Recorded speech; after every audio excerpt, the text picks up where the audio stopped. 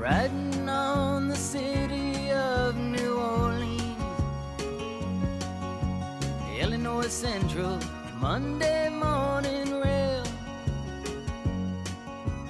15 cars. Hey guys and girls, happy Veterans Day. Cheers.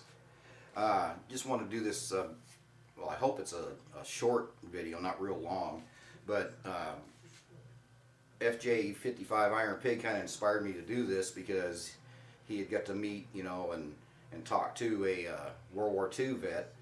And yeah, my dad was, but he's passed and everything, and told me a lot of stories. But to get it from somebody else's perspective, what I'm leading up to is I did a lot of research for him, and for his crew, the ones that survived, or were still surviving at the time, trying to find out a little bit about their particular B-17 and their group. I did a vid, I think last year, it was like for Memorial Day or something like that, where I showed all the different crews and how they were, eventually pretty much all shot down. But anyway, like I said, I was doing this research, and I went over to the 8th Air Force Historical Society, and they have a forum where you can ask questions. And believe me, there was a lot of folks, okay, that I guess had fathers that they never met, or just relatives that had been shot down and never heard from again.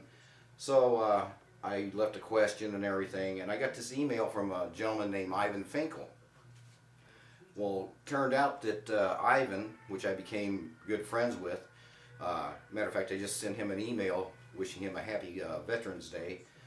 He's probably up in his late 80s, maybe in the 90s now.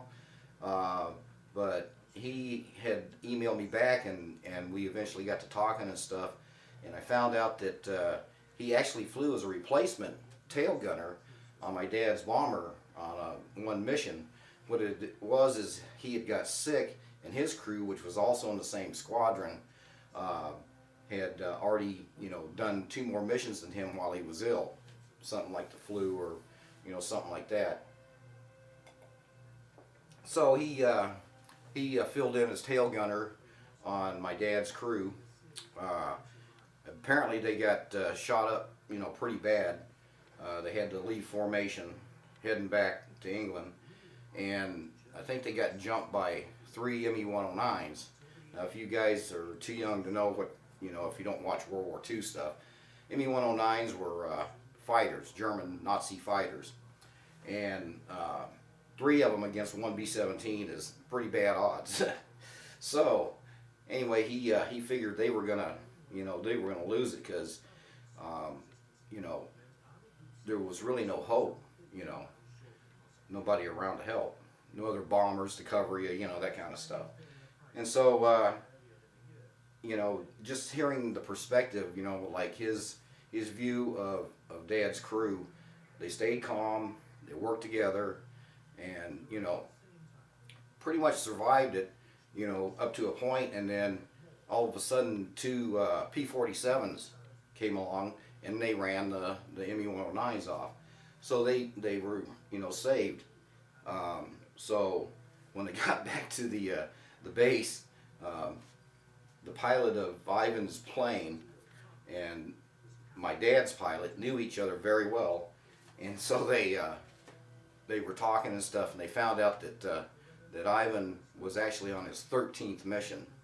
Now, back then, some people were pretty suspicious or superstitious, about that stuff, and I guess the pilot of my dad's plane kind of gave Ivan's pilot a good chewing out, for allowing him to fly on their plane on his 13th mission, So anyway, it's just a short story, but I keep in touch with Ivan.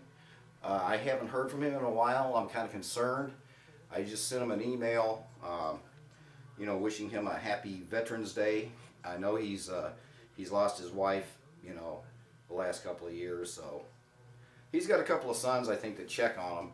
And he also told me that whenever he passes, he's going to I inherit his bomber jacket. So it's actually a remake of the original, because the original, of course, is probably all pretty much wore out. But I told him I appreciate that. It was no big deal. But it was really weird you know, to meet somebody through that way, and I did it all without YouTube.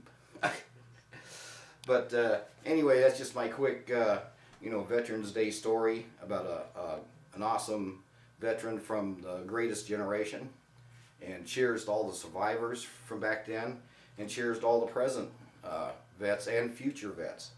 So you guys, you stay armed, you stay safe, you have a safe Veterans Day, and we will talk to you later.